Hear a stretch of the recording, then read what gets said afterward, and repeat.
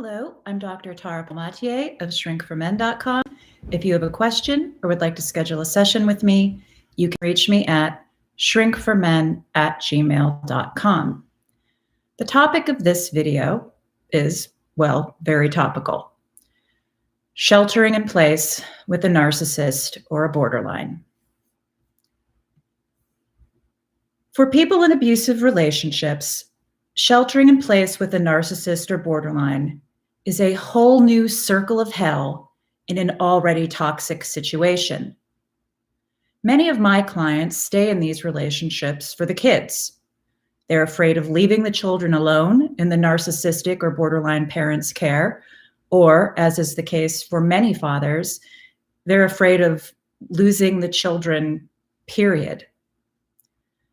Some clients stay due to lack of financial resources, while others are trapped by their own codependency, FOG, which stands for fear, obligation, and guilt, and trauma bonds.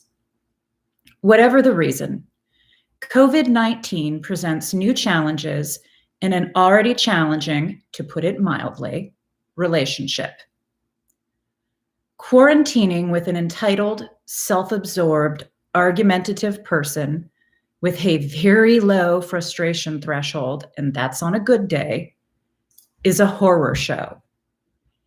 It doesn't matter if the narcissist or borderline is a spouse, boyfriend or girlfriend, parent, grandparent, or roommate.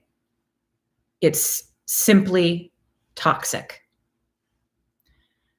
Many of my clients experience the simple act of going to work like a sanctuary.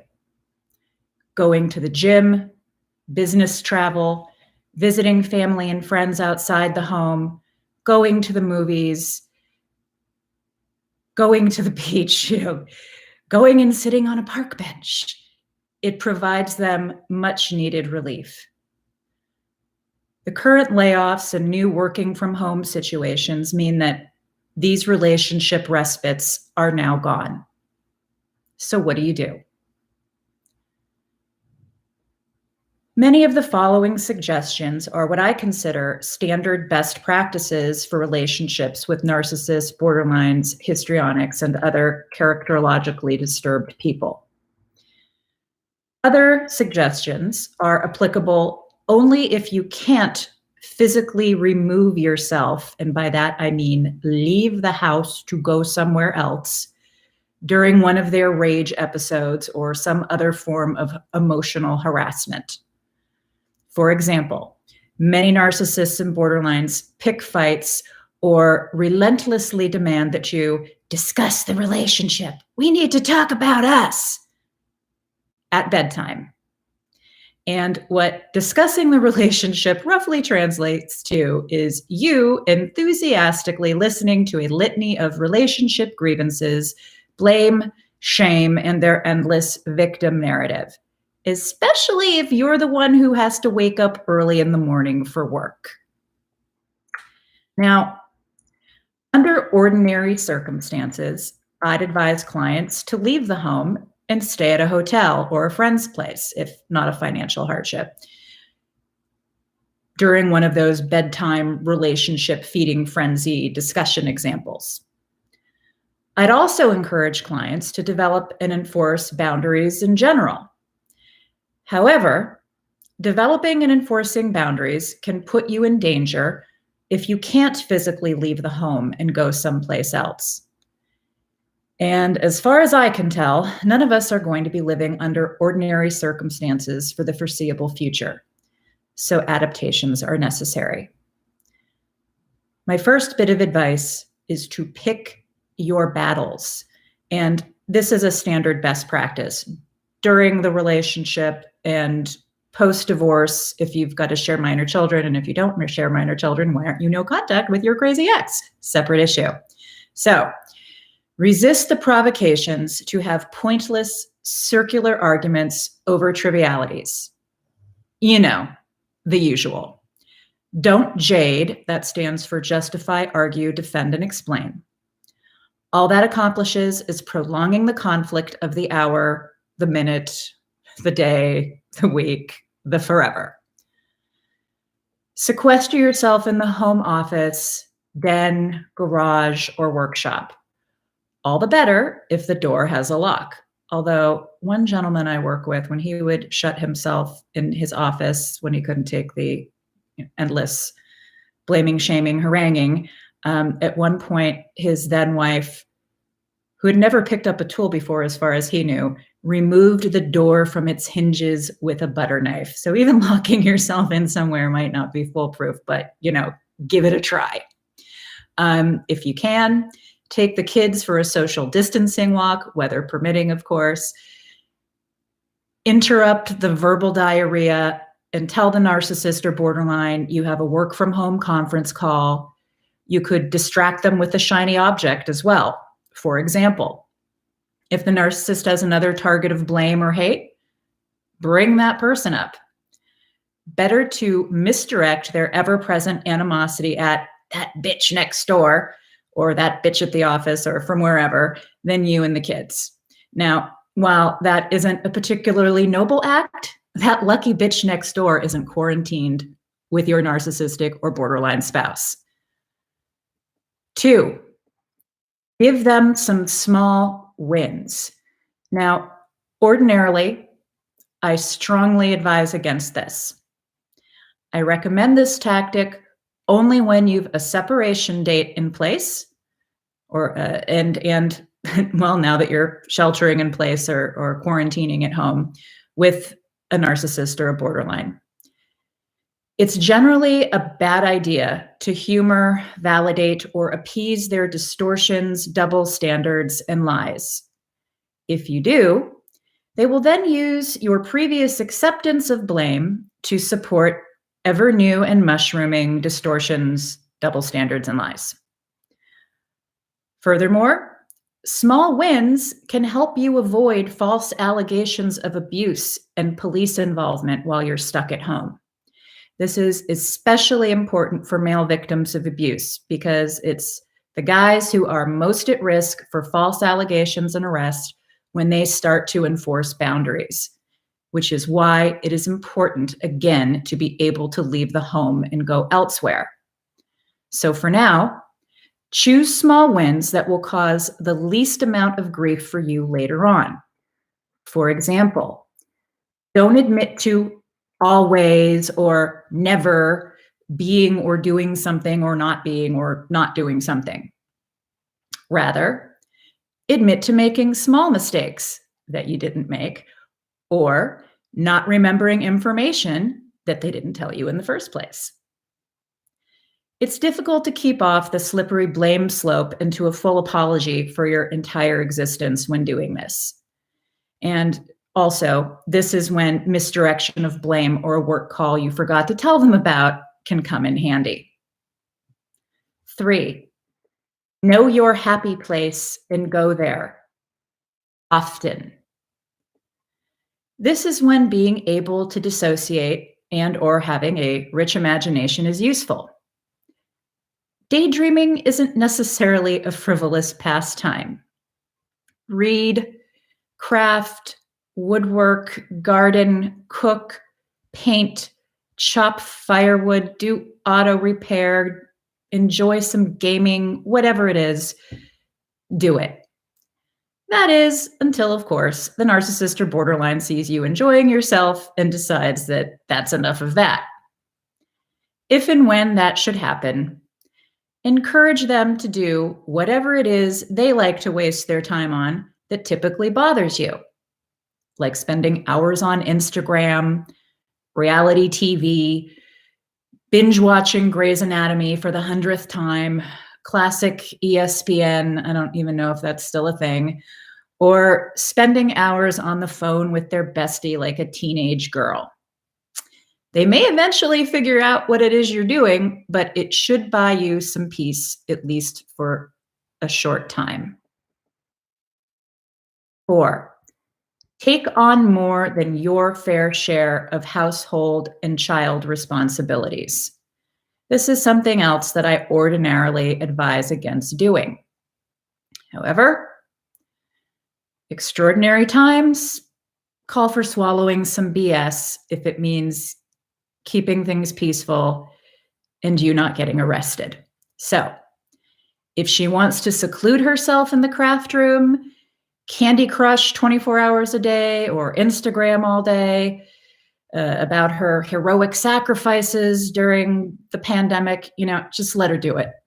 If she wants to post makeupless selfies and get, oh, what a brave toaster you are, likes, at least she's not bothering you, or whatever the male narcissist equivalent of that is.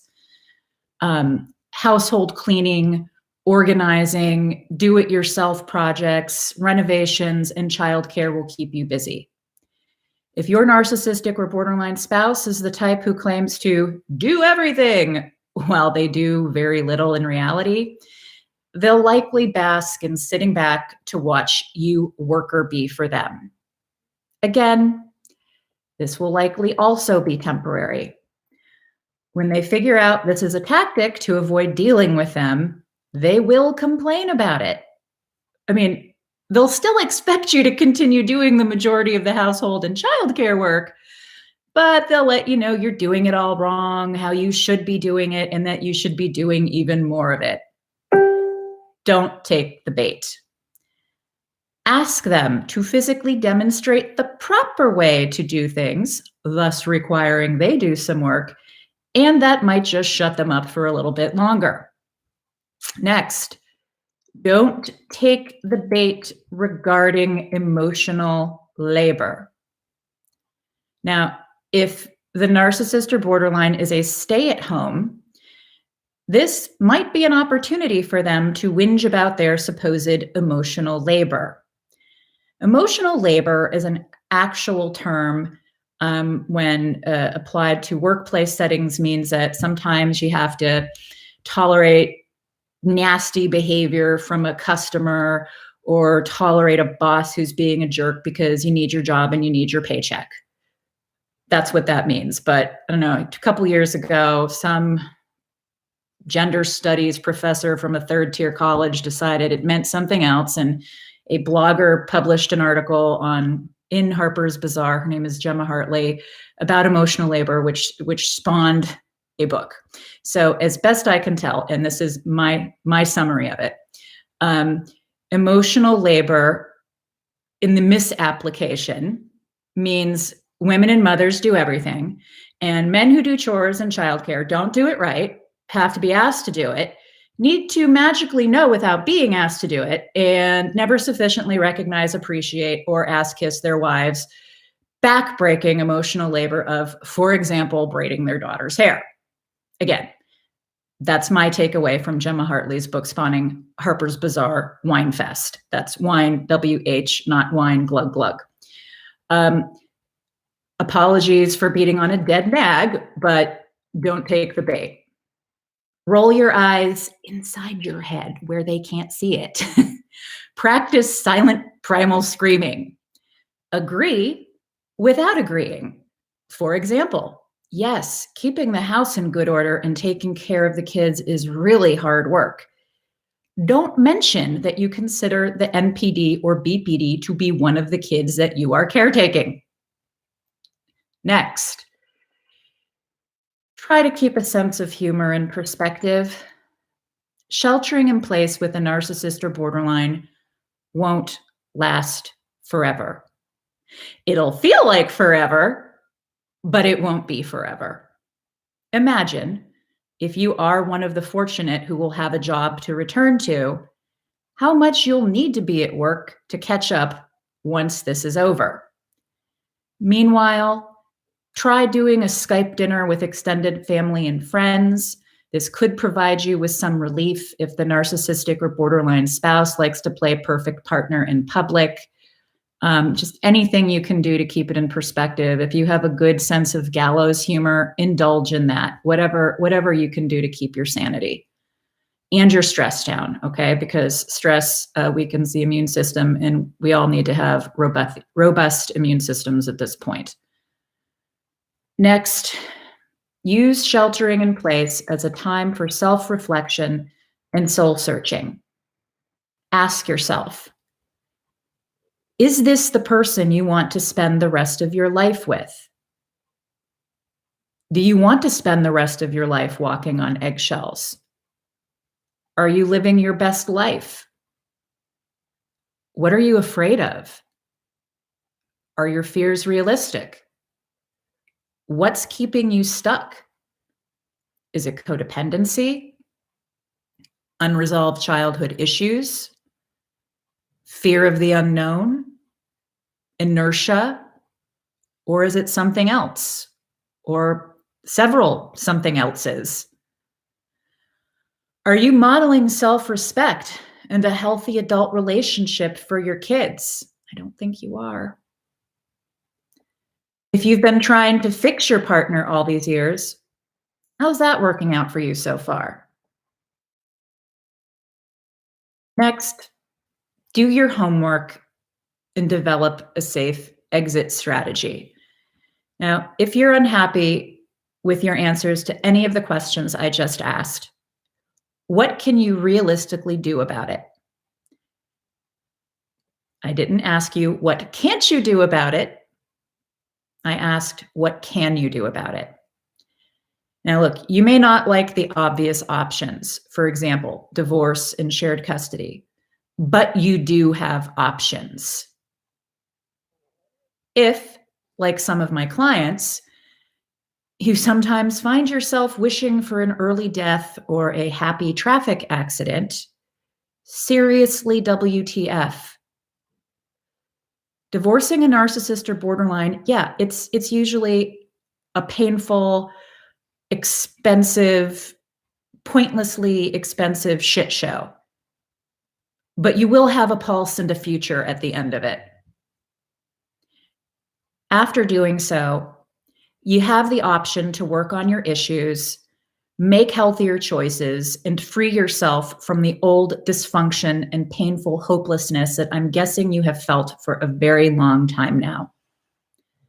I'm not saying it's easy, but from both personal and professional experience, it's a heck of a lot easier than spending the rest of your life in an abusive relationship with someone who will never appreciate or recognize your efforts in self-imposed martyrdom in which you are trying to make a person who is incapable of happiness happy. Okay? Throw them out of the lifeboat and row like your life depends on it. Now, if you are not sheltering in place with a narcissist or borderline, I have a suggestion for you as well. Now, no matter how frustrated and angry at the isolation and all the crazy stuff that's going on in terms of how we're dealing with this, no matter what your fears are about health and money and losing family members, losing your job, there's a lot of fear right now. When you're feeling at your most hopeless or afraid, I want you to imagine having to go through social distancing and quarantining with your narcissistic or borderline ex. Imagine being shut up with them in a house or an apartment for 6 to 18 weeks or however long this is going to be. Yeah, things can always be worse. Now, feel the relief and gratitude wash over you like a gently lapping crystal blue Caribbean wave with your favorite cocktail in hand. Feels good, right? I mean, I smile just thinking about not spending time with my ex in quarantine. If you have a friend or family member, however, who is sheltering in place with crazy, reach out to them, check in with them, commiserate and offer some diversions. I don't know, you can play online Scrabble together or even try to help them imagine a healthier future once the family courts open up again, that is. Meanwhile, stay safe and healthy and stop hoarding toilet paper, damn it.